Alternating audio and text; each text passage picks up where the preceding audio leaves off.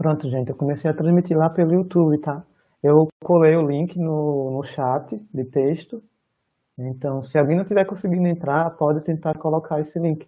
E se puder, alguém pode mandar no grupo ali de Química da UFCG ou para outras pessoas, porque eu acho que tem gente que não está conseguindo entrar. Não sei como é que vai ser. Eu mando, Pedro, eu vou mandar no grupo da Química. Tá, valeu. Eu não sei como que vai ficar a transmissão, porque aqui tá chovendo, então vamos torcer para dar certo.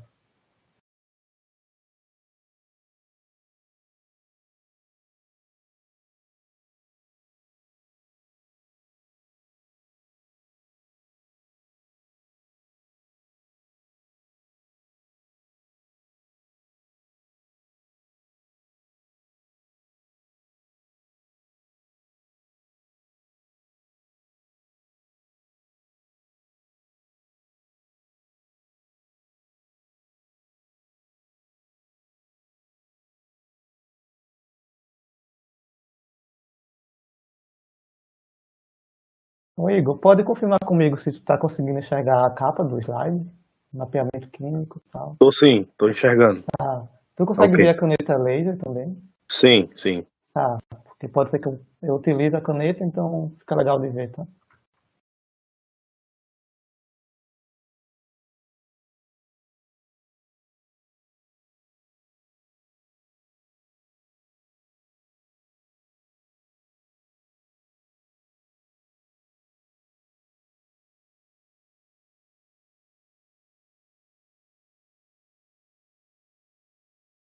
Ó, como vai ter uma galera aqui que eu vi no grupo que vai assistir pelo YouTube, eu acho que fica mais legal a gente fazer a presença pelo formulário do Google mesmo, tá? Porque esse pessoal não vai conseguir responder aqui.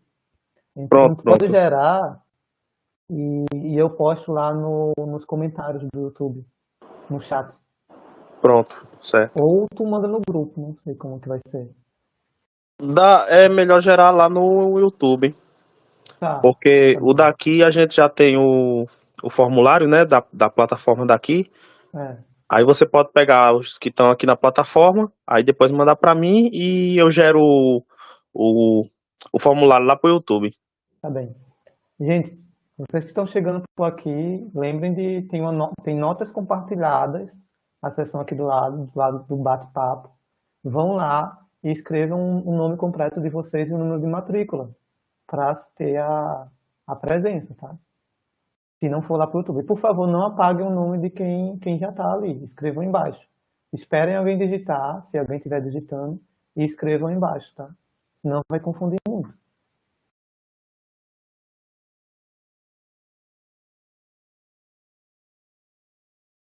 Alguém está conseguindo ver pelo YouTube para ver se a transmissão tá boa?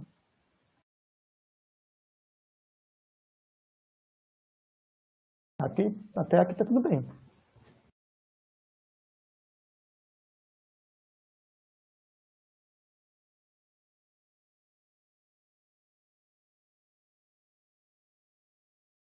Tá ok lá. Eu dei uma olhada agora. E para quem não é da UFCG, né, que não tem número de matrícula, eu não sei como é que vai ser a questão do certificado.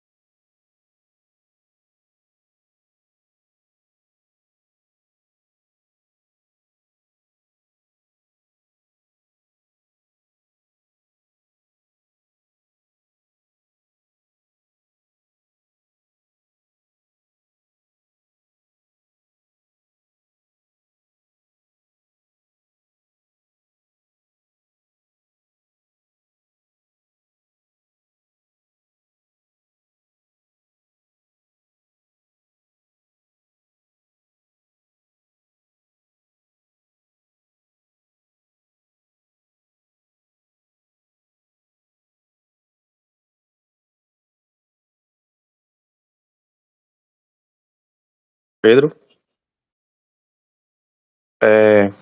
Eu não tô escutando sua Oi, voz. Ah, sim, opa, agora sim. desculpa, tinha desativado. É, É que tem você gente mandando mensagem para mim no WhatsApp que não está conseguindo.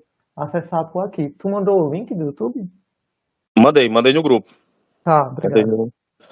Quem não, você falou agora, questão de certificado para quem não se inscreveu, quem não se inscreveu, coloque o nome completo e o e-mail, porque as pessoas que se inscreveram para a palestra que não comparecerem, as pessoas que não se inscreveram vão ser colocadas no lugar das pessoas que não apareceram.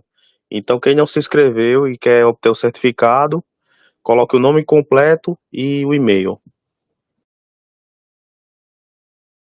Eu acho que já tá legal da gente começar a palestra, né? Já são 2h20. Já deu tempo já tem 30 pessoas aqui. Se for chegando, tu vai aprovando, Igor? Pode ser? Aprovo, quem chegar eu vou Tá. aceitando. Certo, pode começar. Só um minuto que eu vou aqui para os slides, tá? E aí, quando eu estiver nos slides, eu não vou conseguir enxergar muito o chat de texto aqui. Mas se vocês tiverem dúvidas, vocês podem escrevendo aqui que quando a gente terminar, eu volto aqui para o texto e vou tentar responder o que eu souber, tá? Eu vim aqui para os slides.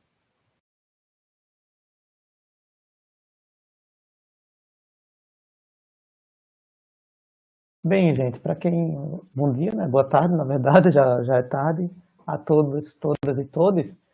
Para quem não me conhece, eu sou Pedro Ricardo. A minha descrição é que eu sou um homem jovem, de pele branca, né? Cabelos curtos e pretos. Eu estou usando um óculos de grau, de lentes retangulares. E o meu rosto ele é levemente quadrado. Eu tenho um pouquinho de barba, mas bem pouca. E estou vestindo um casaco vermelho com uma camisa azulada. Tá? Eu sou licenciado em Química pelo campus do SES, aí na UFCG. Eu me formei no ano de 2019. Atualmente eu sou aluno do programa de pós-graduação em Química na UFRGS, a URGS, que é a Universidade Federal do Rio Grande do Sul. Eu estou cursando o mestrado lá. E a minha linha de pesquisa por lá é a educação ambiental e divulgação científica. Eu também sou estudante do curso técnico em meio ambiente pelo Instituto Federal de Santa Catarina. Academicamente falando, eu pesquiso sobre temas ambientais desde a graduação, com o meu trabalho de conclusão de curso, né, que eu fiz com o Marciano. Só que isso é uma coisa que me acompanha desde sempre, se eu for parar para pensar. Os problemas ambientais, principalmente aqueles decorrentes dos produtos químicos, né, foram o que me fizeram escolher o curso de Química aí no SES, lá na época do ensino médio, e desde então eu venho tentando me aprofundar e aprender cada vez mais sobre isso, além de tentar fazer com que as pessoas pensem nos seus impactos socioambientais ao realizar as suas atividades. Isso é cada vez mais urgente, era para ser feito ontem, na verdade, deveria estar na consciência de todos, e por conta de muita displicência e de negacionismo científico, né, a gente está sofrendo cada vez mais com os danos da emergência climática e da poluição, né? Essa apresentação aqui que eu preparei para o FUI, ela é fruto de uma pesquisa que eu fiz para uma disciplina do mestrado. Eu expandi um pouco aqui para poder falar mais sobre o tema, que é bem relevante no contexto atual. E ela trata sobre o mapeamento químico de poluentes e contaminantes antropogênicos com foco em áreas urbanas. Então, quando eu falo de antropogênico, eu quero dizer que esses contaminantes, eles têm origem nas atividades do ser humano. Ou seja, eles não são oriundos de processos naturais, como processos geológicos, por exemplo. E o foco vai ser áreas urbanas, porque são nas cidades que se concentram a maior parte da população mundial, e elas são contribuidoras também de grande parte da poluição que nós temos hoje, tá?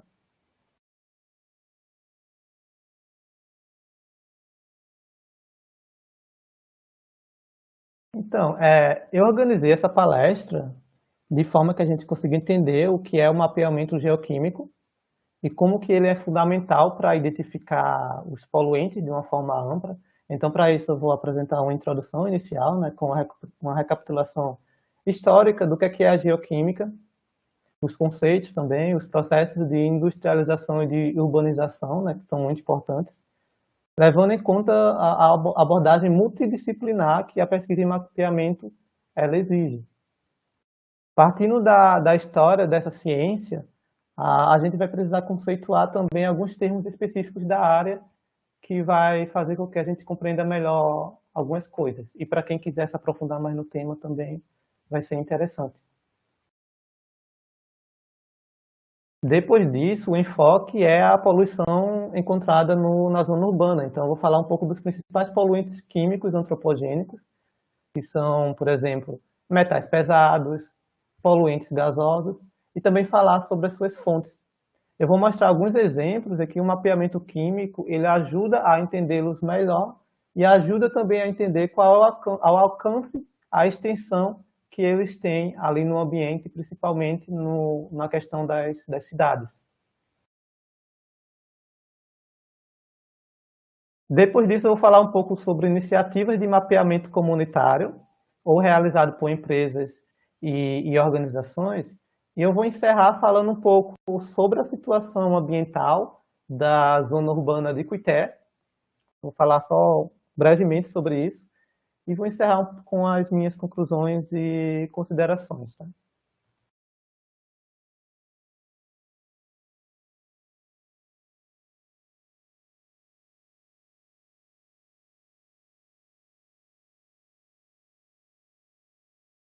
Só um minuto.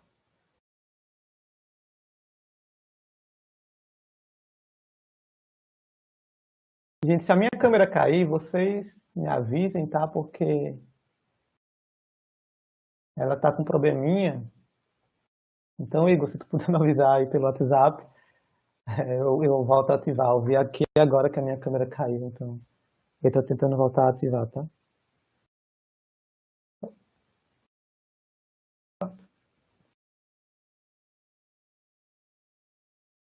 Então, para iniciar, eu quero mostrar para vocês essa imagem, que é uma imagem no mínimo incômoda, né?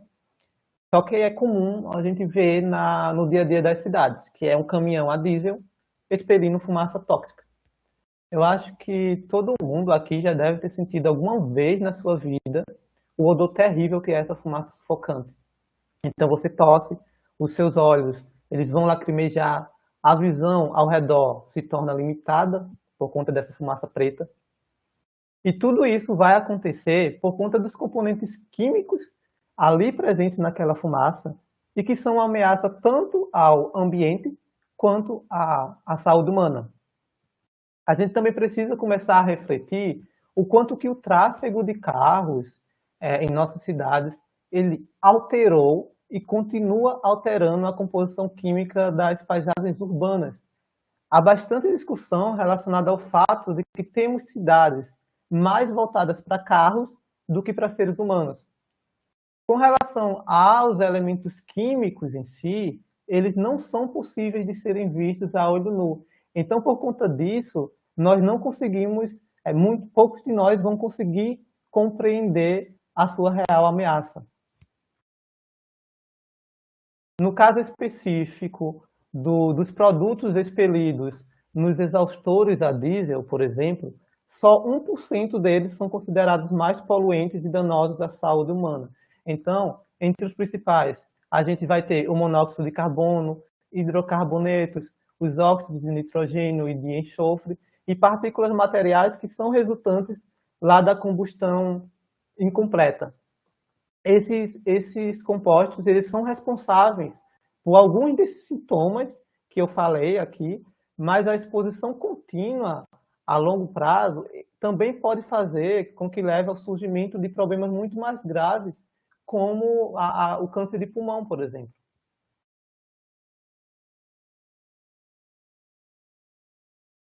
E isso se expande, vai muito mais além, porque a fumaça de carros não é o único problema que afeta as nossas cidades, tá?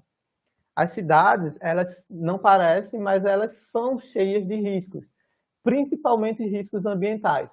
Isso porque o aumento na densidade populacional, das indústrias, o tráfego de carros, o desperdício, a produção exacerbada de resíduos, tem aumentado a poluição do solo, a poluição da água e a poluição do ar.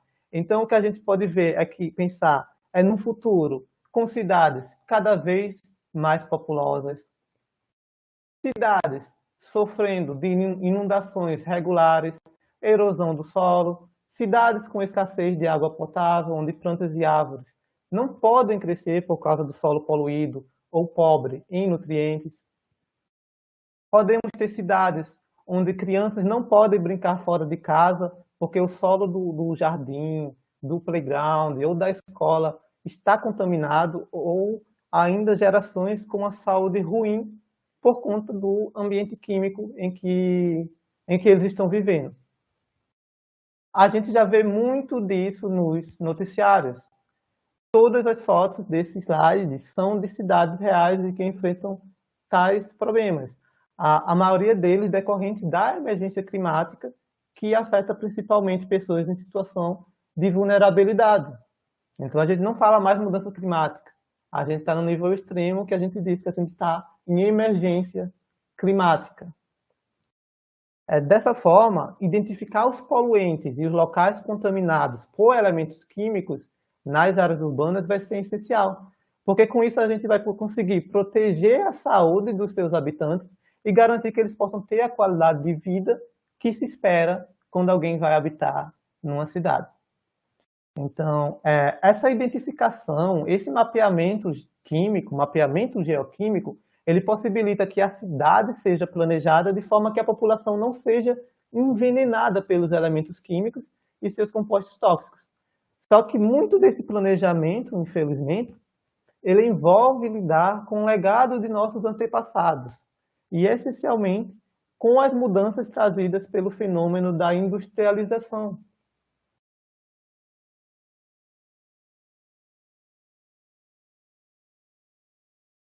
Então, não é necessário a gente ser um químico para entender, né, que o que fazemos para usufruir tanto do conforto quanto das necessidades da vida moderna, ela altera o equilíbrio químico do meio ambiente. A gente fez muita alteração na paisagem e produzimos uma quantidade enorme de lixo, principalmente em áreas urbanas. Voltando um pouco mais atrás no tempo, muitas das áreas contaminadas, elas têm origem na mineração. E por que isso? Porque a mineração, ela gera um impacto local muito grande, já que ela envolve retirar lá do subsolo um material que não é encontrado facilmente aqui na superfície. Só que, mesmo assim, a mineração ela não é considerada o principal fator responsável pelas grandes mudanças que a gente tem atualmente. A Revolução Industrial, nos séculos XVIII e XIX, é considerada uma etapa fundamental nesse aspecto. Então, o primeiro sinal claramente visível dos efeitos da vida moderna nas cidades industriais é a poluição da atmosfera. E essa poluição ela vem da fumaça expelida pelas chaminés residenciais, mas principalmente as chaminés industriais. Essa fumaça e fuligem, elas vinham das fábricas que usavam combustíveis nos seus processos. Inicialmente era usado fontes de biomassa, como a lenha de madeira, e isso acarretou o deflorestamento intenso, o desmatamento intenso de matas nativas lá da Europa. Depois disso, passou a se utilizar combustíveis fósseis, como o carvão mineral e o petróleo. Esses, por sua vez, eles são muito mais poluentes, né? E contribuem para a intensificação do efeito estufa, dentre outros problemas que já estão documentados, né? O carvão mineral, ele rico em enxofre, ele foi o responsável pela morte da fauna e da flora de locais próximos ali das fábricas, porque esse enxofre, ao reagir com o vapor de água na atmosfera, ele retorna ao solo em forma de chuva ácida. E essa chuva ácida vai impactar toda a fauna, toda a flora, impactar todo aquele ecossistema. Como essa revolução industrial ela inicia lá na Europa, então é lá que vamos encontrar os primeiros e a maioria dos estudos sobre o impacto ambiental das cidades. As cidades europeias elas passaram por longos períodos de industrialização e isso deixou um legado de contaminação. Atualmente esses estudos eles vêm aumentando na Ásia por conta da grave poluição atmosférica que muitos países da região sofrem, como a China e locais no Sudeste Asiático. mas outros locais do globo também vêm realizando esses estudos. Aqui no Brasil, é considerado que nós tivemos um desenvolvimento industrial tardio, ocorrendo principalmente nas décadas de 30 e 40, lá durante o governo do Getúlio Vargas. E esse desenvolvimento, ele levou ao aumento tanto da poluição do ar e dos rios, e principalmente ao crescimento desordenado dos centros urbanos por conta do êxodo rural. Em virtude da esperança de uma vida melhor, o que acontecia é que muitas pessoas migravam da zona rural e foram habitar nas cidades. E essa mudança não teve um controle.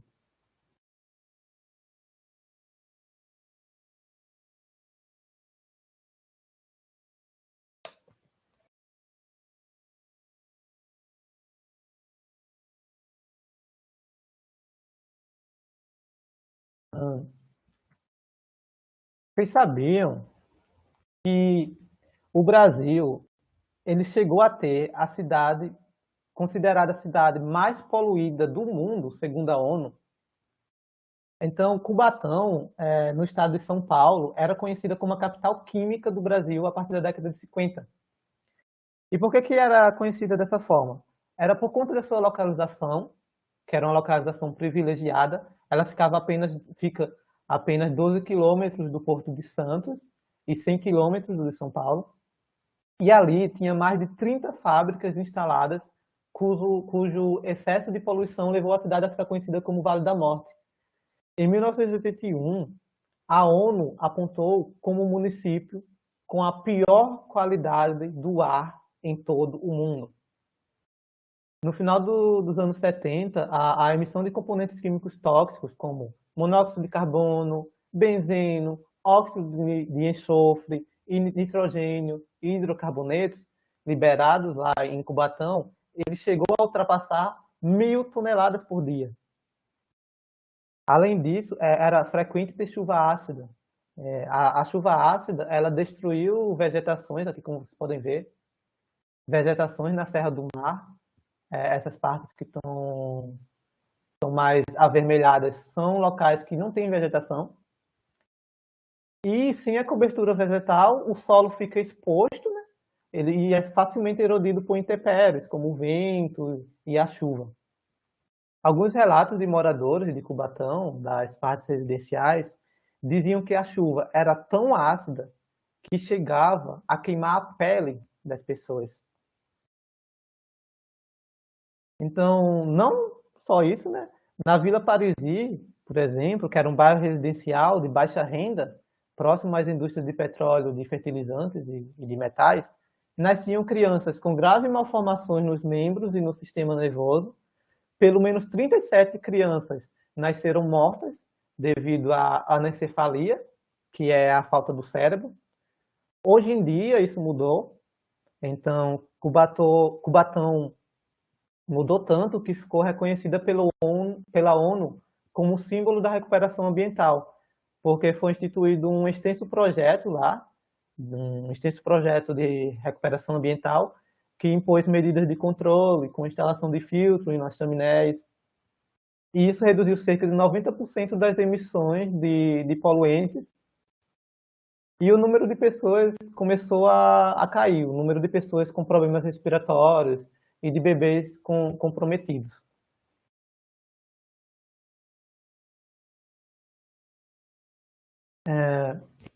Desde a Revolução Industrial, o número de pessoas vivendo em cidades, ele vem aumentando. E ele não aumenta só no Brasil, mas ele aumenta em todo o mundo, né? Segundo as Nações Unidas, o ano 2007 foi o ano em que 50% da população mundial habitava tanto na zona urbana quanto na zona rural. Então, desde lá para cá, isso mudou. A gente tem mais população na zona urbana. Em 2020, por exemplo, a maioria dos países apresentava uma população de mais de 70% das pessoas vivendo em cidades. E o Brasil está incluído nesse número. A perspectiva é que em 2050 a gente tenha 6,7 bilhões de pessoas vivendo em cidades, o que corresponderia a cerca de 70% de toda a população mundial. E claro que isso vai trazer e já traz uma série de consequências para o meio ambiente. Então, falando da geoquímica, o mapeamento geoquímico, ele vai surgir como uma técnica desenvolvida por geoquímicos que vai nos dar a informação de como os elementos químicos e seus compostos eles se distribuem ao longo da superfície da Terra. As origens dela são lá na União Soviética, em 1930, e era aplicada originalmente na exploração mineral. Só que esse mapeamento regional ele acaba se mostrando essencial para compreender problemas relacionados ao ambiente e também à saúde humana. Afinal, o ser humano ele está intrinsecamente ligado ao meio que ele vive.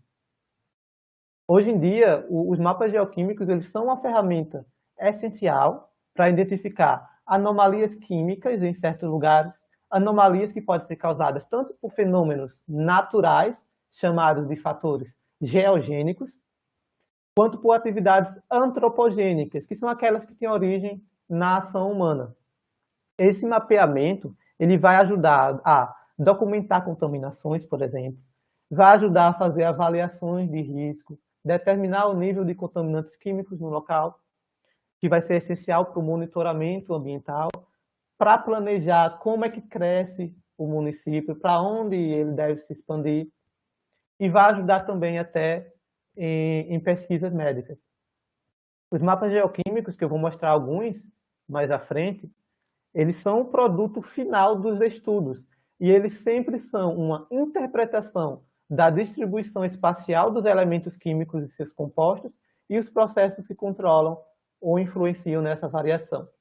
Então, uma vez que você foi lá e conseguiu identificar naquele ambiente quais são os compostos químicos que são encontrados ali, você vai tentar representar isso no mapa, a sua localização, e vai conseguir interpretar, conseguir entender quais são os processos que controlam e influenciam, o que é que faz com que aquele poluente esteja naquele local.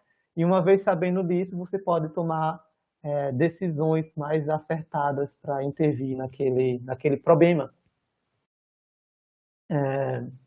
Como esse estudo de distribuição dos elementos químicos na superfície do planeta é uma parte fundamental da geoquímica, a maioria dos estudos que mapearam e mapeiam o ambiente químico de áreas urbanas são realizados por geoquímicos. Só que é importante a gente esclarecer aqui que o mapeamento do ambiente químico e o mapeamento geoquímico, eles são considerados termos sinônimos pela maioria dos atores. Então, vocês vão encontrar, se forem pesquisar mais a fundo, podem encontrar das duas formas, mapeamento geoquímico ou de mapeamento químico. Outra característica dos estudos ambientais é que eles vão exigir uma abordagem multidisciplinar. O que significa isso? Significa que todas as esferas precisam atuar ali naquele estudo. Então, os geoquímicos, eles precisam trabalhar em conjunto com profissionais de saúde, com cientistas sociais, políticos e outras autoridades administrativas, além das pessoas que habitam nas cidades. Afinal, o estudo é voltado para a população, né? Então, é preciso que esses trabalhos eles sejam publicados de uma maneira compreensível para o público e a terminologia ela precisa ser clara e consistente. Falando um pouco sobre isso, a próxima palestra, a de amanhã que eu vou ministrar, ela é um pouco nessa pegada. Ela é sobre divulgação científica, então quem quiser ver está convidado amanhã também às 14 horas.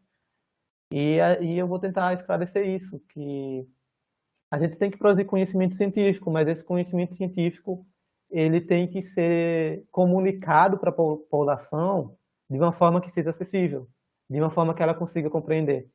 Então, a palestra amanhã vai ser um pouco sobre isso. Eu vou falar um pouco mais sobre os benefícios que a divulgação científica traz para essa comunicação, traz principalmente para o ensino e para a aprendizagem de ciências, de uma forma geral. Então, quem quiser vir para a palestra da manhã, esteja convidado. Então, voltando aqui para a geoquímica, os estudos, eles evitavam muito as áreas urbanas, já que o foco inicial, como eu falei, era a exploração mineral, era a mineração.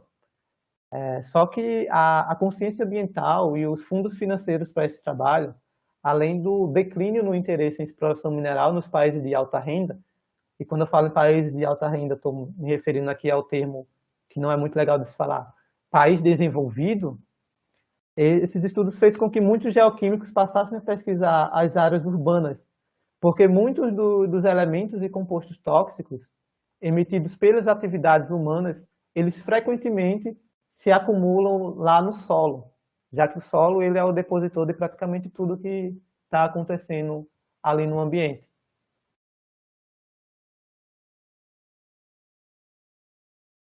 Só um minuto que a minha câmera caiu novamente. Pronto.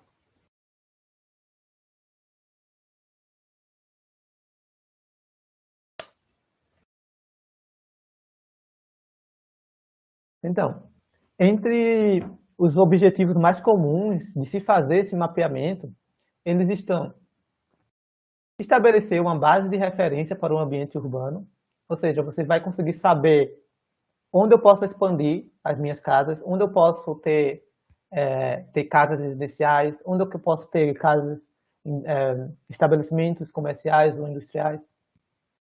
Satisfazer a demanda de legislações por informações geoquímicas no ambiente químico urbano, principalmente identificar e localizar áreas poluídas, avaliar a contribuição de materiais principais e da atividade humana para os valores geoquímicos de linha de referência, seria basicamente a gente conseguir ter uma ideia do que é que foi alterado naquele ambiente por conta da poluição. Avaliar riscos para outros locais do ambiente urbano, outros locais que não estão tão claros e acessíveis, como, por exemplo, a questão dos lençóis freáticos, a água subterrânea. Então, você pode ter aquela poluição urbana e visível, como, por exemplo, lixo, e não ver que aquele lixo está afetando um manancial, um lençol freático, porque não é claramente visível. Ele fica no subsolo. E também identificar a fonte de PTEs. Os PTEs são elementos potencialmente tóxicos, como arsênio, chumbo, metais pesados, cádmio, por exemplo, e o cromo.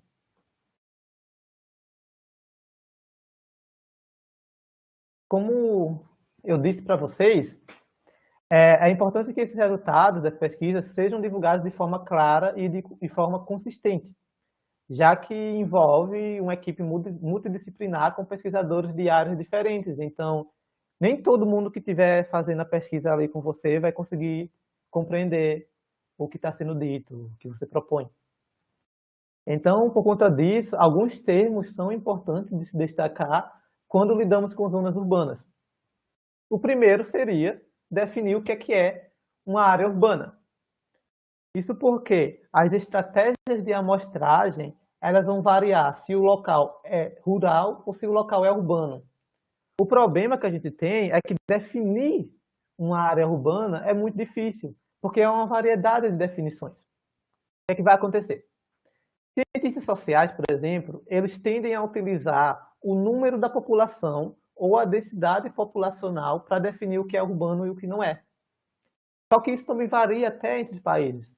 No Reino Unido, por exemplo, qualquer assentamento que tem mais de 10 mil habitantes é considerado urbano. Já nos Estados Unidos, vão considerar qualquer assentamento, qualquer localidade que tenha mais de 50 mil habitantes. Alguns cientistas vão considerar o ambiente com construções consolidadas e, com base nisso, determinam as fronteiras da urbanização. Ou seja, eles vão ver onde é que tem construção realmente para definir o que é urbano. Já outros vão preferir utilizar as fronteiras administrativas, já que essas fronteiras vai tornar muito mais fácil trabalhar em colaboração com outras pessoas, já que algumas delas não tem pode ser que não tenham acesso liberado de fazer a pesquisa em outro município. Então, a prefeitura de um local pode pedir que você faça esse estudo ambiental, esse estudo geoquímico, mas os poluentes não respeitam fronteiras administrativas, né? Então, tem que se ver isso. Além disso, os limites urbanos eles podem ser flexíveis à medida que os povoados crescem ao longo do tempo, então é importante a gente considerar o contexto histórico do que a gente está trabalhando. Esses estudos urbanos, eles precisam ser voltados para áreas que têm algum grau de atividade humana associada. Considerar só a população, por exemplo, pode deixar de fora áreas industriais que se localizam longe do centro urbano e cuja população residente é muito pequena, ou menos inexistente. Só que a gente sabe que esses locais, mesmo não tendo pessoas morando, eles contribuem para a poluição das cidades. Diante disso tudo, trabalhar apenas com uma definição do que é área urbana não ajuda os geoquímicos. Cada povoado, cada cidade, cada local vai ter uma configuração única de características que vão contribuir para um valor geoquímico único. O que importa é que o estudo reporte qual foi o critério que ele utilizou para que seja possível definir a extensão espacial daquela pesquisa, daquela investigação.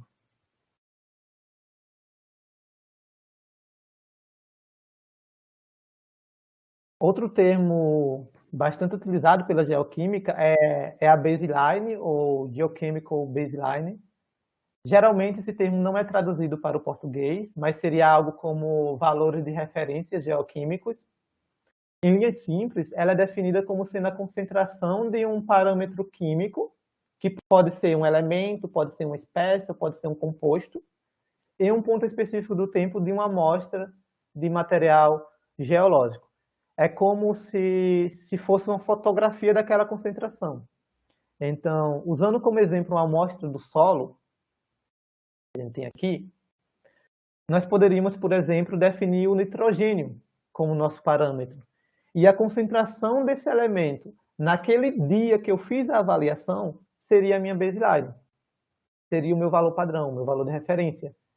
Ela é a concentração atual naquele instante que vai permitir que se quantifique posteriormente alguma mudança futura naquela concentração. E sabendo dessas mudanças, a gente consegue deduzir se foi, teve origem antrópica ou teve origem natural. Em áreas com pouca atividade antropogênica, com pouca atividade humana, os valores da baseline mudam lentamente em resposta às mudanças naturais, levando décadas e até séculos para ocorrer, com exceção em caso de erupção vulcânica ou alagamentos. Então, ali na natureza, falando natureza, eu me refiro a um local que não tem muito impacto humano, essas mudanças na concentração de elementos do solo vão demorar muito tempo para acontecer, com exceção, claro, de uma erupção vulcânica, porque a erupção vulcânica está expelindo muito material, então é uma mudança muito abrupta. Já em áreas urbanas, as mudanças são muito rápidas, devido principalmente às mudanças, às alterações que foram causadas pelo ser humano. Então, nas cidades, está toda hora acontecendo alteração. Toda hora está sendo construído ruas, toda hora está sendo construído residências, prédios, pavimentando. Então, essa mudança química ali do ambiente acontece numa velocidade muito mais rápida.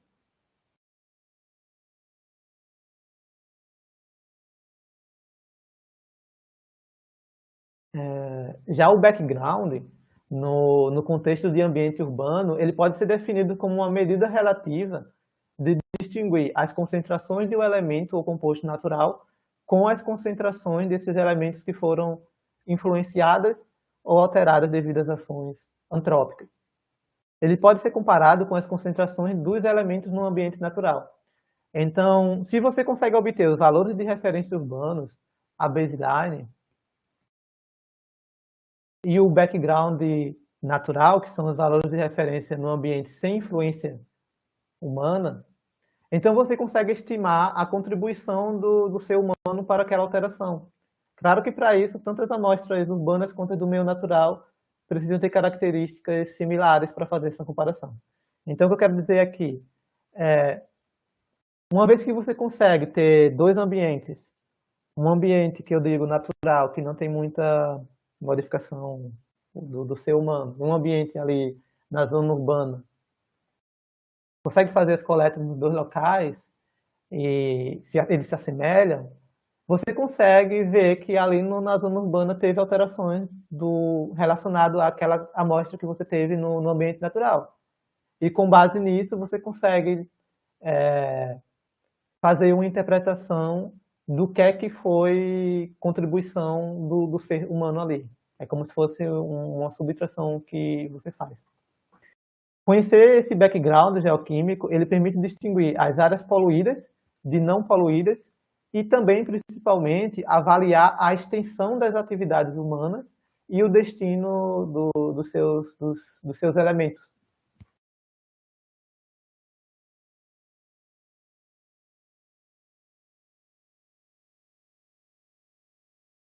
Muitos estudos do mapeamento geoquímico, como eu falei, ele leva em consideração o solo. A razão para isso é que o solo é o principal receptor de contaminação, é onde se depositam os materiais ao longo do tempo. Ao longo da história da humanidade, foi comum depositar os nossos resíduos em buracos no solo ou mesmo em rios. O solo também é importantíssimo para a nossa vida porque é a partir dele que temos a produção de alimentos e estamos sempre em contato. A maior parte da poeira urbana ela vem do solo, que é carregado pelo vento. Então, se esse solo está contaminado, ele pode entrar dentro das casas, aumentando a exposição humana a compostos tóxicos.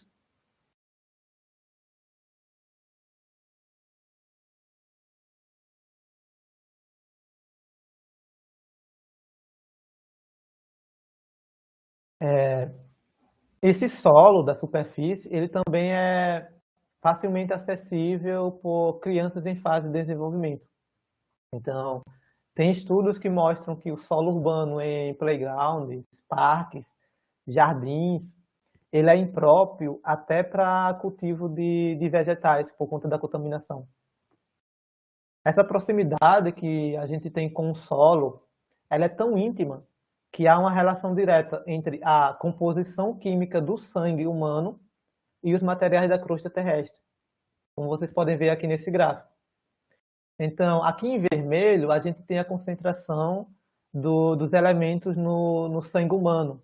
E em cima, em marrom, é a concentração desses mesmos elementos na crosta terrestre. Podemos perceber que as duas curvas elas são similares e, com algumas poucas exceções, os picos e as quedas presentes na curva do sangue humano são semelhantes àquelas obtidas pelas rochas. O que muda é apenas a amplitude dessas flutuações, que é diferente para cada curva. Então, não é surpresa que muitos dos problemas de saúde que eles estão relacionados ao estado químico do ambiente urbano. Nós deveríamos conhecer a geoquímica do local onde construímos nossas casas e, o mais importante ainda, conseguir determinar a qualidade química do solo em locais públicos, como, por exemplo, escolas, parques, jardins, praças e áreas de recreação. Pois, como eu falei, esse solo ele é facilmente acessível por crianças em fase de desenvolvimento.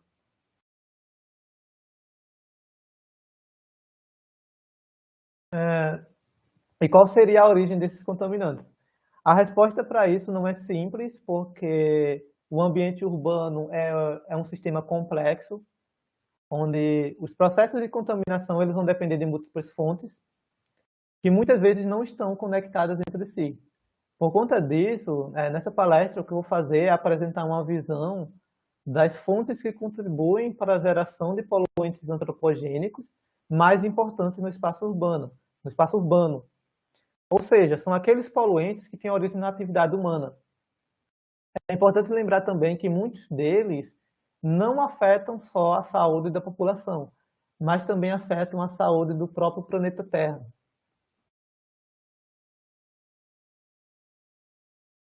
Então, iniciando, os metais pesados, mais de água, ok, estou cansando.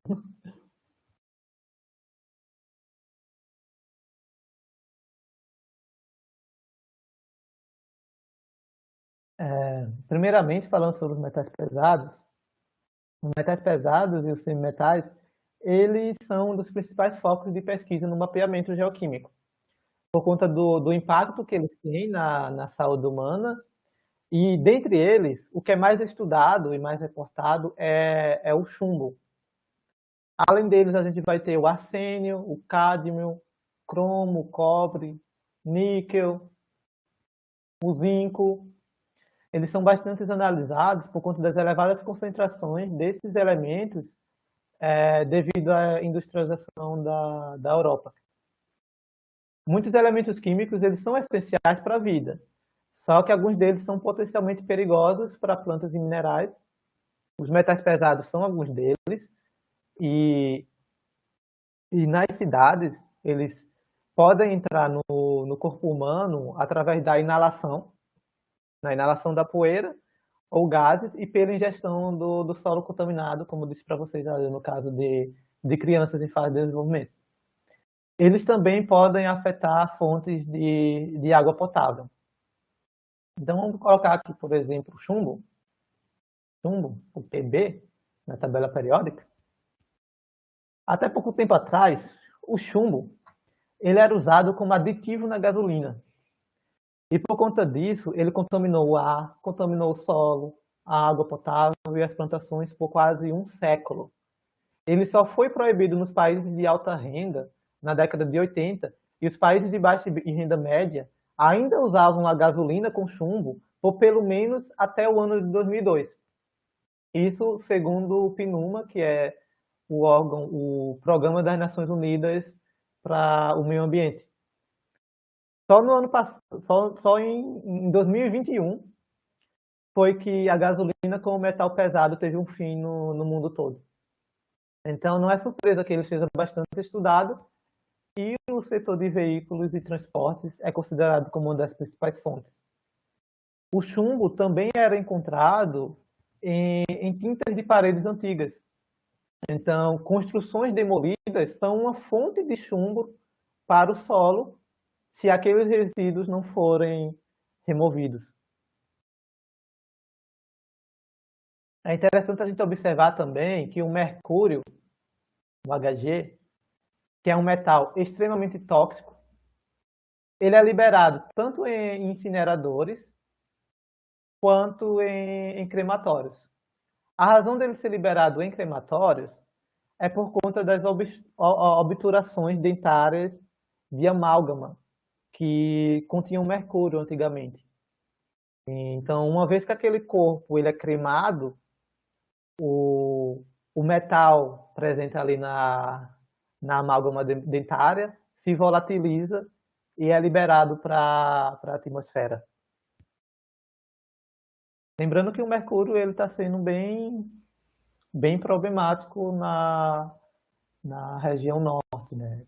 Estudos ali da Fiocruz mostrou que por conta da mineração clandestina, né, os garimpeiros ilegais, boa parte da população da região norte do Brasil está sofrendo por contaminação com mercúrio. Principalmente as populações vulneráveis, como os povos indígenas da reserva Yanomami. O cobre, ele é outro metal, né? E ele é um metal muito abundante encontrado nas áreas urbanas, porque ele tem origem nas fiações elétricas e tubulações de água. Então, se você for ver uma cidade, basicamente tem muito fio elétrico.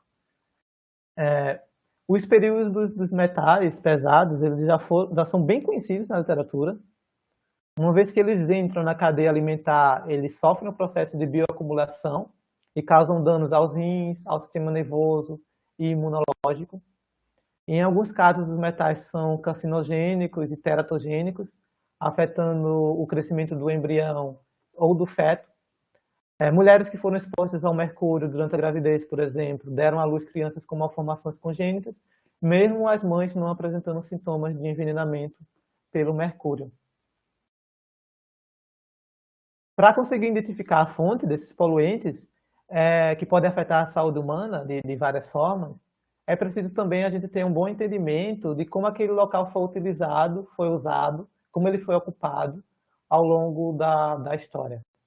Então, para exemplificar, eu coloquei aqui um típico mapa geoquímico. No caso, esse é um mapa do cobre, encontrado em sedimentos de riachos da Escócia. Como eu disse, os mapas geoquímicos, eles nos mostram a distribuição espacial de elementos químicos e relacionam com os processos que influenciam essa variação. Para entender qual é o processo, qual é a fonte da variação da concentração de cobre nas regiões desse mapa, podemos focar em alguns detalhes. Então, eu coloquei aqui um zoom. Nesse caso, eu queria que vocês prestem atenção principalmente nesse detalhe, que é onde nós temos altas concentrações de cobre em relação às regiões mais próximas. As partes em azul aqui do mapa são regiões onde a concentração é baixa. As partes em vermelho, e quanto mais vermelho, quanto mais escuro é esse vermelho, são regiões onde esse cobre está mais concentrado. Esse halo aqui, essa zona circular que se forma, é comum em zonas periféricas de grandes cidades.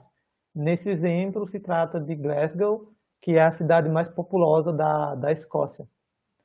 E qual a justificativa que se dá para ter esse acúmulo de metal ali próximo à periferia das cidades? Basicamente, é porque onde o lixo produzido nas cidades é armazenado, nas margens, nas periferias. E assim os metais tendem a se acumular nessas regiões. O risco disso tudo é que as áreas urbanas se expandem, né? E as margens tendem a se tornar áreas residenciais, jardins ou mesmo condomínios, principalmente de pessoas em situação de vulnerabilidade. Ou seja, sem um correto planejamento, nós expomos os moradores daquelas casas com metais pesados em seus próprios quintais. Um minuto.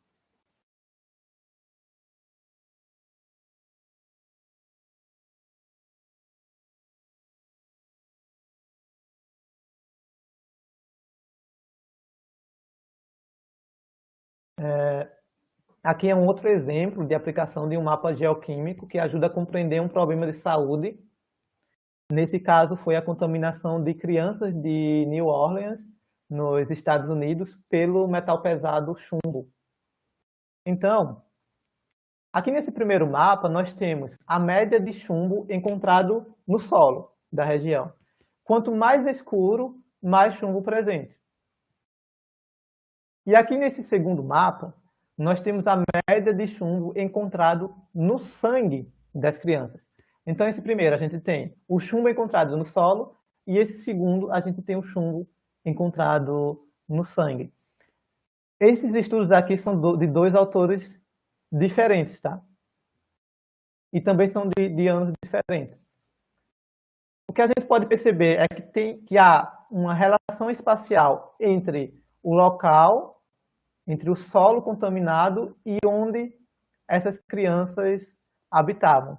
Nos locais onde a concentração de chumbo no solo foi maior, essas regiões mais escuras, obteve-se também os maiores valores de concentração de chumbo no sangue dessas crianças. Então, isso sugere que provavelmente essas crianças estavam ingerindo o solo contaminado, ou por meio de contato direto mesmo. Com relação aos poluentes na forma gasosa, o monóxido de carbono ele é um dos mais representativos, porque ele é facilmente produzido nos processos de combustão. Nos países de alta renda, a principal fonte antropogênica do monóxido de carbono é o setor de transportes, e o gás ele é liberado pelos motores dos veículos. Em comparação ao dióxido de carbono, que é o principal contribuidor para a intensificação do efeito estufa, o monóxido é muito mais tóxico e pode levar à morte, já que ele interage com a hemoglobina do sangue e reduz a capacidade de transportar o oxigênio. Então, lá nos Estados Unidos, o monóxido de carbono é considerado a segunda causa de morte mais comum por envenenamento, quando se desconsidera o envenenamento por medicamentos. Então, é comum que as mortes ocorram porque as vítimas elas deixam o motor do carro ligado em algum espaço fechado, como a garagem, por exemplo. E depois eles vão dormir. Como esse monóxido é inodoro, ele não tem cheiro, eles não conseguem perceber que estão sendo intoxicados.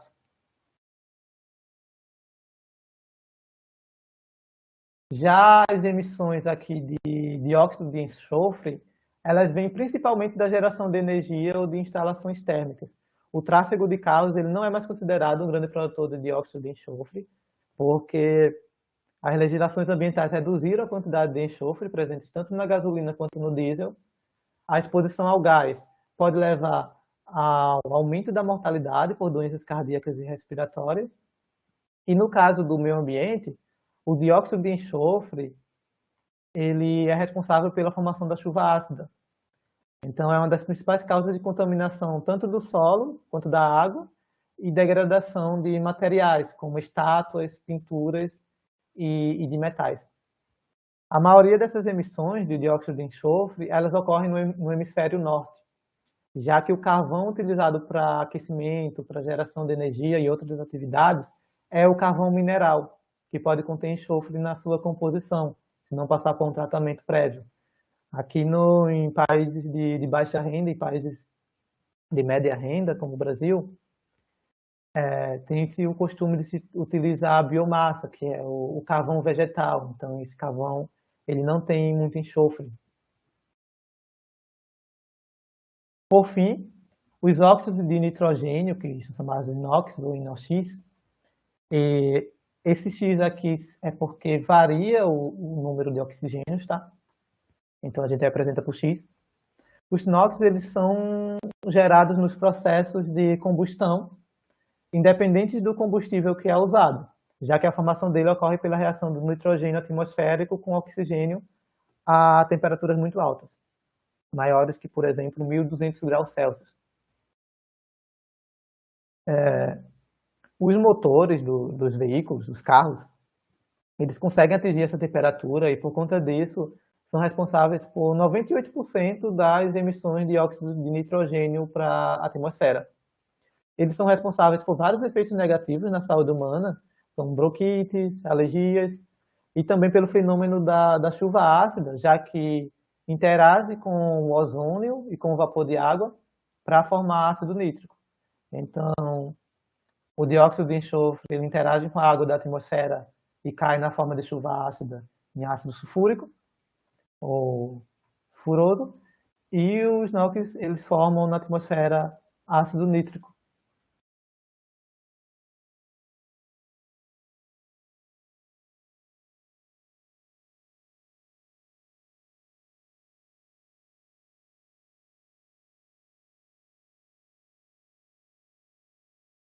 Aqui eu mostro para vocês outra aplicação dos mapas geoquímicos para entender a origem dos problemas ambientais. Nesses dois mapas, são dois mapas do Reino Unido, tá?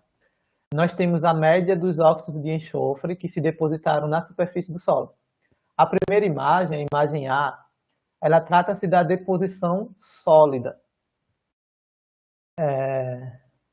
E a deposição ela é maior aqui na costa leste, que são regiões industriais.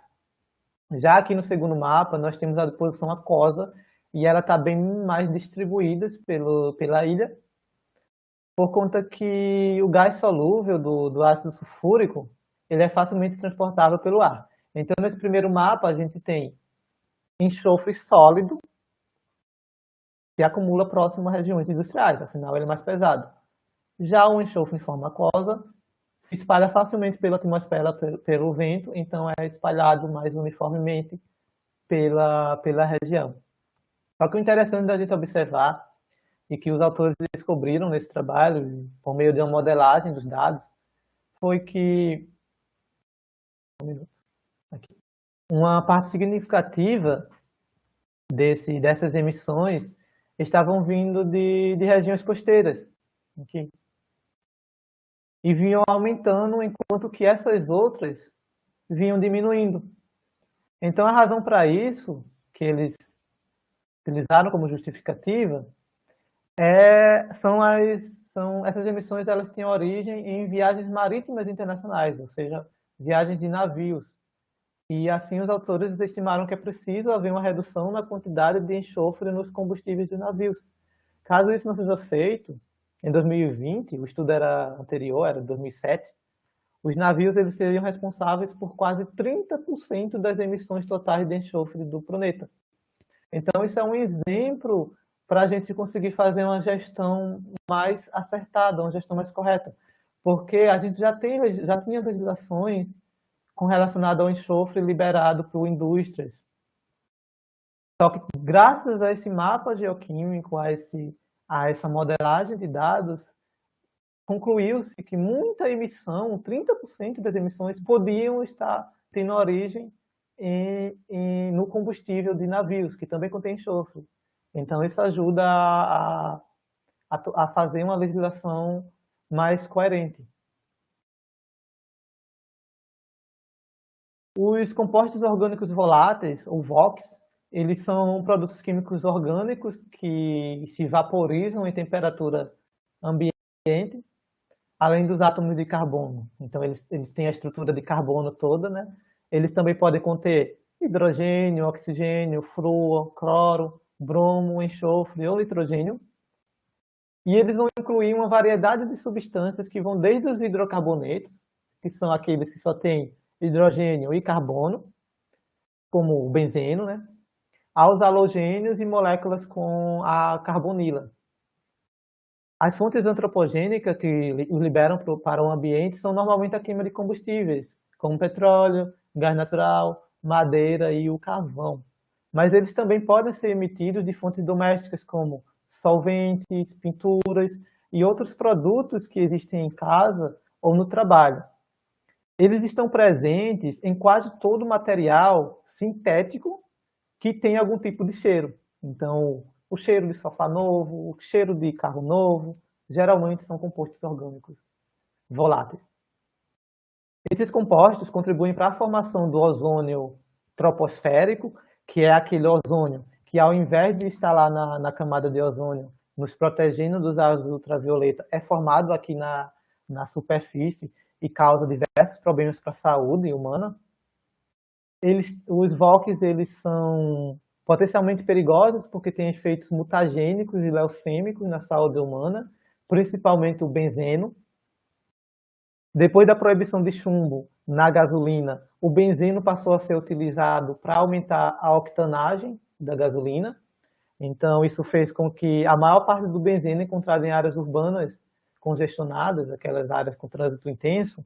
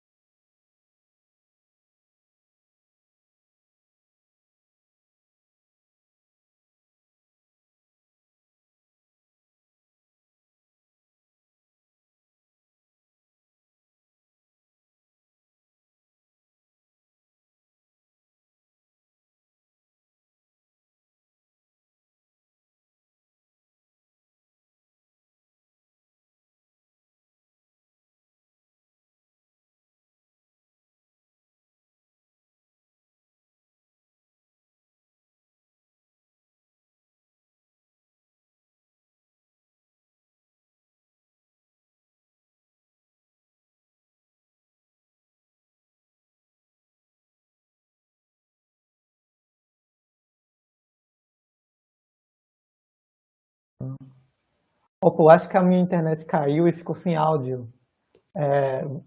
Vocês chegaram a escutar o slide anterior? Eu posso voltar. Acho melhor voltar, Pedro. Tá bem. Tava sem áudio desde do slide anterior.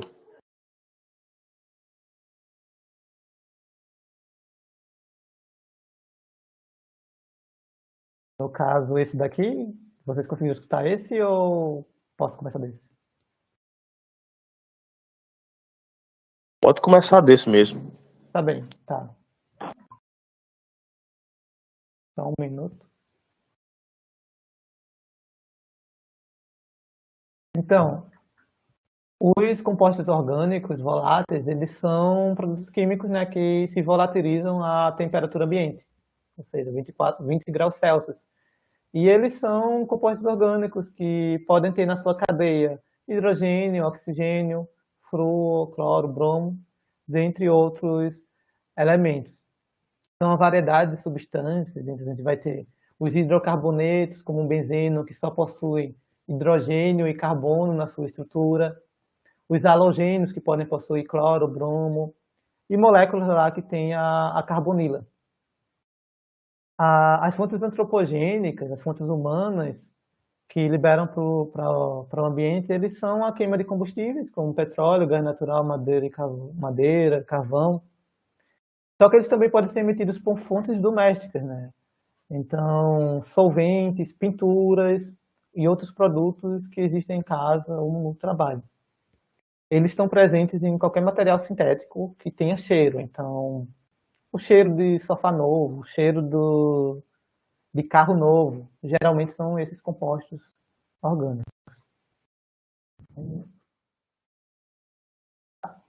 E, como falei, os VOCs, eles contribuem para a formação do ozônio troposférico. Alguns deles, como o benzeno, são particularmente tóxicos, particularmente perigosos, porque têm efeitos mutagênico e leucêmico na saúde humana. Depois da proibição do chumbo na gasolina, o que vai acontecer é que vai se utilizar o benzeno para aumentar a octanagem da gasolina, e isso fez com que a maior parte do benzeno encontrado em áreas urbanas congestionadas, que são aquelas áreas de tráfego intenso de veículos, tem bastante benzeno ali com origem naqueles exaustores. Já os PAH, os hidrocarbonetos policíclicos aromáticos, eles são outros compostos orgânicos poluentes de áreas urbanas. Eles possuem em sua estrutura um ou mais anéis aromáticos. A EPA, que é a Agência de Proteção Ambiental americana, ela tem uma lista de 16 deles que são considerados poluentes prioritários e são conhecidos como PH16. A maior parte da emissão deles tem origem em atividades humanas relacionadas à produção de energia, então fábricas, automóveis, termoelétricas. E a segunda maior fonte são os incêndios florestais, porque eles são liberados durante a queima da madeira. Os PAH eles são carcinogênicos, e dentre eles, o benzoapireno, ele é considerado o composto mais mutagênico e altamente cancerígeno.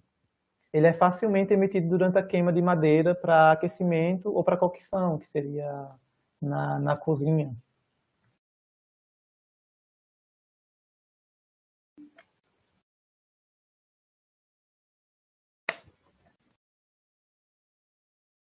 Só vou olhar uma coisa aqui se no YouTube tá ok, porque pode ser que tenha caído lá pelo YouTube também.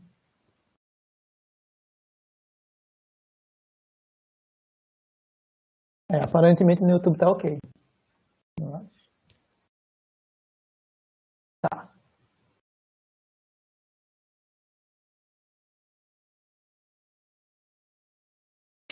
Então,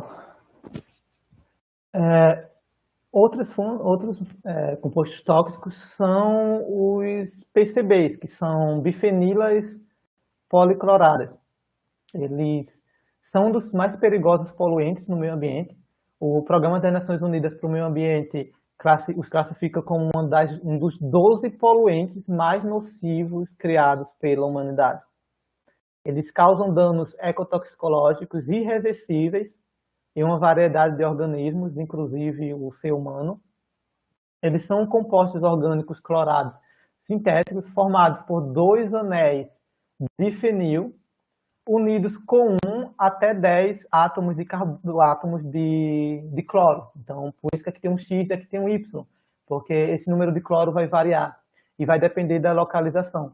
Então, dependendo da posição que esses átomos de cloro eles ficam, pode dar origem atingem até 209 tipos diferentes de PCBs. Então, eles são facilmente dispersos pelo ambiente e foram utilizados em muitos produtos da década de 50 até 80 por conta das propriedades interessantes, como, por exemplo, ele torna o material à prova de fogo.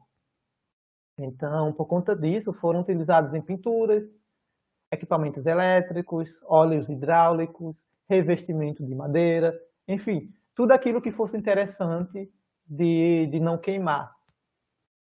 Mesmo tendo sido proibidos na maioria dos países, eles ainda são um risco potencial, porque durante a renovação ou a demolição de uma construção antiga, eles são facilmente liberados para o ambiente. E como eles têm um prazo de vida muito longo, mais de 50 anos, os materiais utilizados nas décadas passadas ainda é um perigo. As ruínas de demolições de prédios, pontes e outras construções urbanas, elas podem se tornar parte do solo urbano local, resultando num processo contínuo de contaminação difusa, que é aquela contaminação que a gente não consegue identificar muito bem de onde ela está se originando. Um dos casos mais problemáticos de se resolver é a pintura antiga de paredes. Como essa pintura ela é exposta a condições do tempo e do clima, a pintura de paredes exteriores, por exemplo, está sempre recebendo chuva, vento. Isso faz com que os PCBs dessa tinta, se a tinta estiver contaminada, seja liberada para o ambiente e pode contaminar até a água por meio da chuva.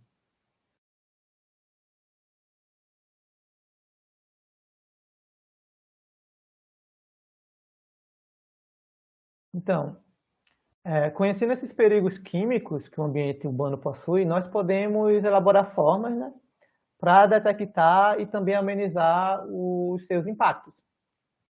A gente viu que o mapeamento geoquímico ele vai ajudar muito nisso, mas até agora eu falei para vocês sobre estudos acadêmicos, só que também existem outras iniciativas que, por meio do mapeamento, melhoram a vida ou ajudam a solucionar um problema que aflige uma determinada população. O primeiro projeto que eu gostaria de dar destaque é o mapeamento de contaminação por arsênio em poços de Bangladesh. A presença de arsênio na água potável de Bangladesh é considerado como um dos maiores desastres humanitários. A Associação Químicos Sem Fronteiras vai dizer que 150 milhões de pessoas vivem no país. E desses 150, 35 a 77 milhões de pessoas estão em risco pela contaminação de arsênio na água. Estima-se que entre 1 a 5 milhões de crianças correm risco de morte por arsenicose até 2030. A arsenicose é uma das doenças decorrentes da contaminação por arsênio. Isso torna extremamente importante mapear quais são os poços contaminados para que a população não se utilize deles ou utilize alguma forma de tratamento. A iniciativa do mapeamento, desse mapeamento químico, foi realizada exclusivamente por mulheres, do grupo de jovens mapeadores, que é uma iniciativa mundial de mapeamento colaborativo, e tem colaboradores voluntários em todas as regiões do planeta. Aqui no Brasil também tem voluntários. Como o Bangladesh é um país que ainda está distante de alcançar a igualdade de gênero, esse trabalho é um exemplo de empoderamento feminino. Então, o que elas fizeram foi mapear mais de 30 poços contaminados e a maioria deles excediam em muito o limite de arsênio permitido pela OMS. A OMS ela estabelece um limite seguro de arsênio em 10 partes por bilhão. E esses poços analisados, eles tinham uma concentração na média de 250 a 500 ppb. As voluntárias elas também deram palestras e workshops em mais de 200 escolas sobre o arsênio e ensinando a comunidade a realizar o mapeamento que foi feito com dados abertos do OpenStreetMap, que é uma plataforma de mapeamento comunitário e voluntário do mundo. É como se fosse um Google Maps, só que qualquer pessoa pode contribuir com ele, qualquer pessoa pode colocar dados de locais nele.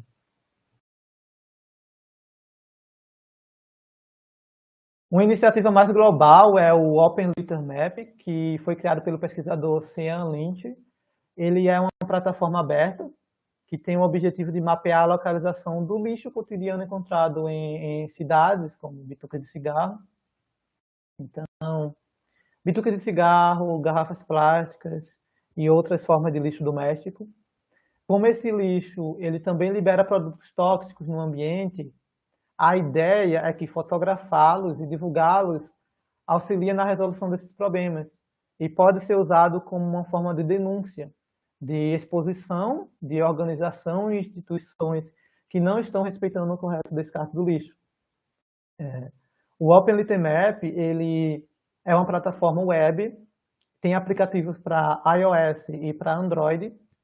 Qualquer pessoa pode criar uma conta, ligar a localização do seu celular, fotografar o local que estão acumulando lixo e enviar para o mapa global. Tem tipo uma Copa que eles fazem, uma competição, um ranking de quem contribui mais para esse mapeamento. Atualmente, a Holanda é o país que mais tem fotografias e lidera o placar, seguido pelo Reino Unido e pelos Estados Unidos.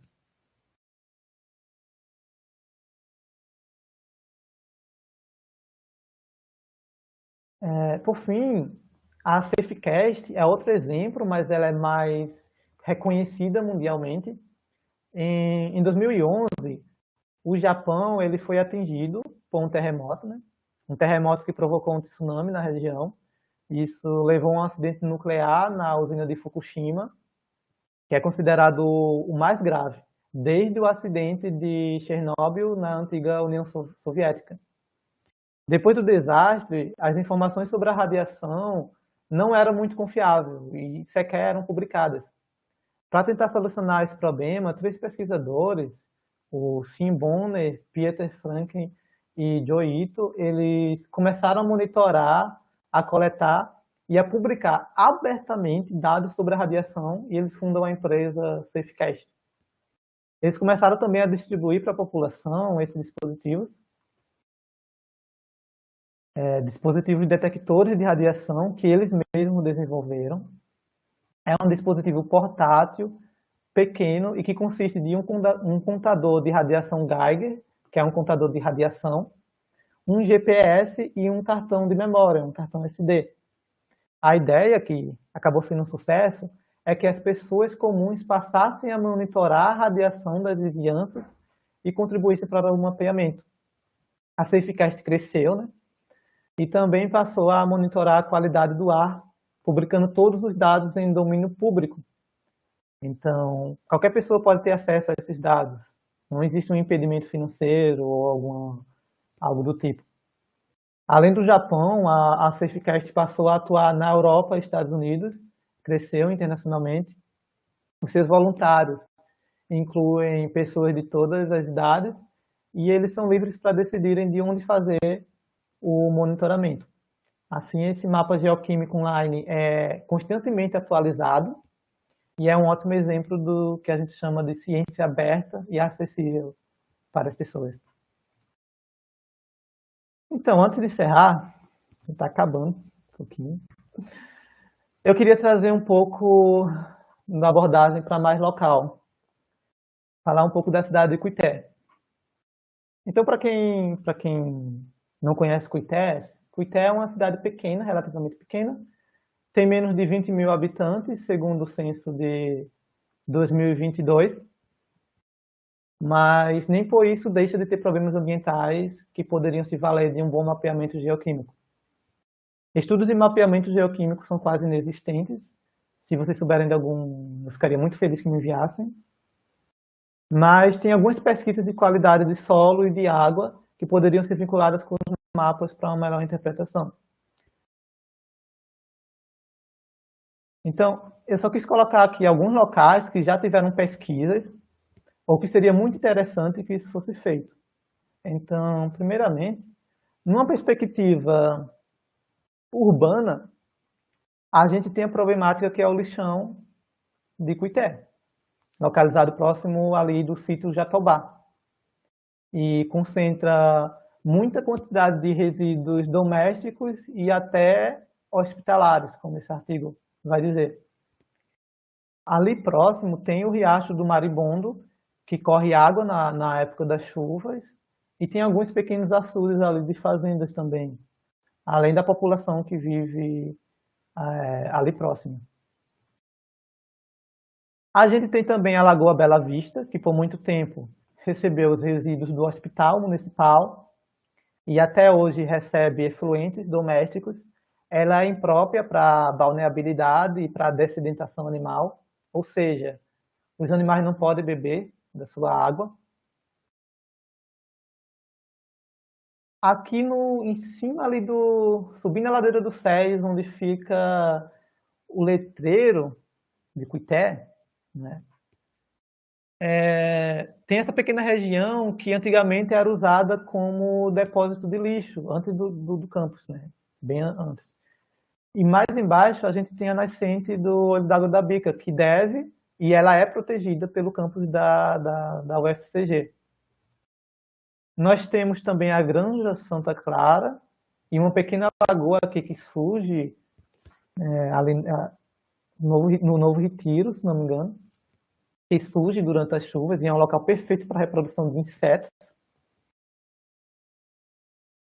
O cemitério municipal, o cemitério público municipal pode também futuramente ser um problema por conta do necrochorume.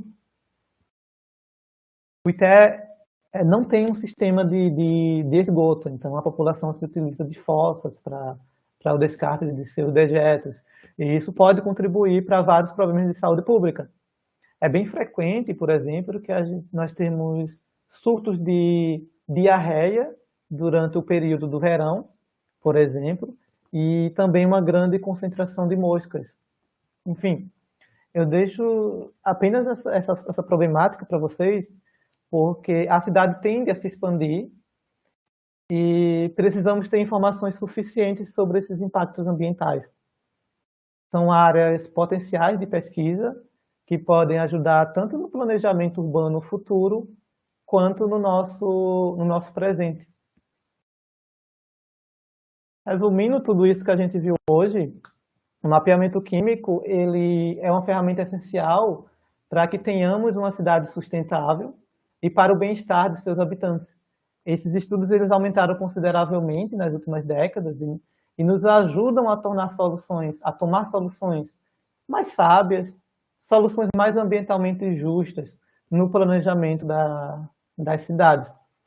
E esses estudos precisam ter uma abordagem multidisciplinar, porque é necessário que sejam publicados de uma forma que não geoquímicos compreendam, já que as autoridades municipais nem sempre são cientistas.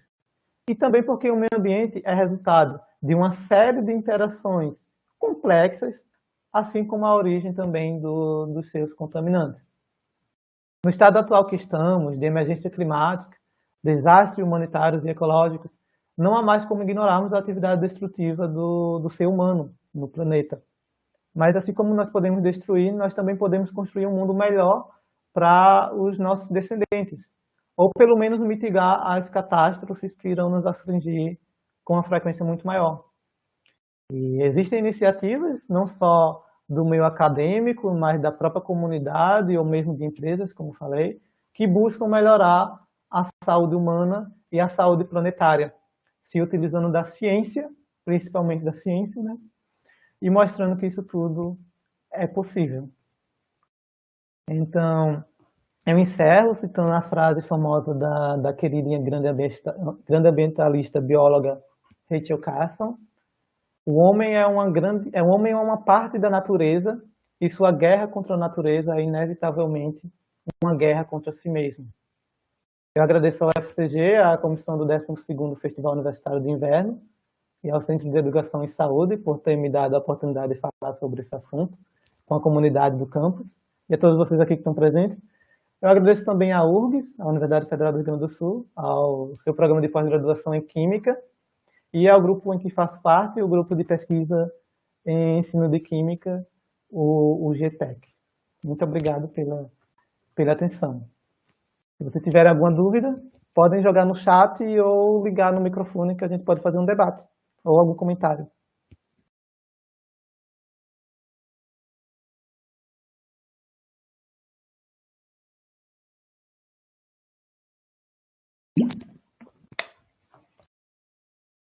Eu só vou parar a transmissão lá no YouTube, tá? Porque senão vai ficar muito extenso.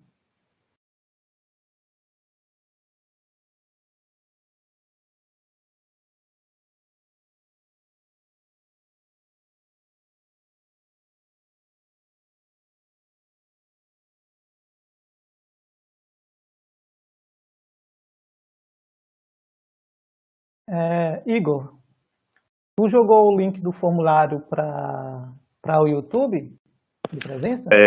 Pedro, como tinha poucas pessoas no YouTube, Tá. eu falei com as pessoas e peguei os dados delas. Como tinha poucas Tá, então tu pessoas, já né? tem todo mundo que Já, se inscreveu? já, Tá, já tem os dados de todo mundo que se tá bem. inscreveu. Porque eu vou parar a transmissão, então aí acaba perdendo, tá? Essa Pronto. transmissão tá no meu canal do YouTube porque a gente não conseguiu transmitir pelo canal do FUI, problemas técnicos, mas eu vou falar com o Marciano, falei com ele e essa transmissão vai ficar provavelmente disponível depois no canal do Festival Universitário. Então, se quiserem mandar o link para outras pessoas, vai ficar gravado lá, tá? Pedro, disponibilize o seu e-mail também, porque às vezes alguém pode surgir alguma dúvida ou querer o slide ou qualquer coisa, ou Só conversar um com você minuto sobre o aqui. seu. Acho que vocês estão conseguindo ver. Esse daqui embaixo, pedro.ricardo@ufrgs.br. Vou mandar aqui no chat também, quem não tiver conseguindo enxergar.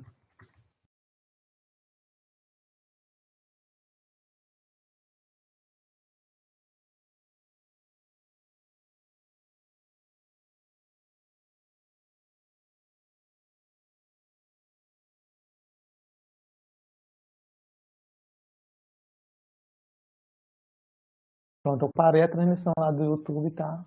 Aqui, então vocês não estão sendo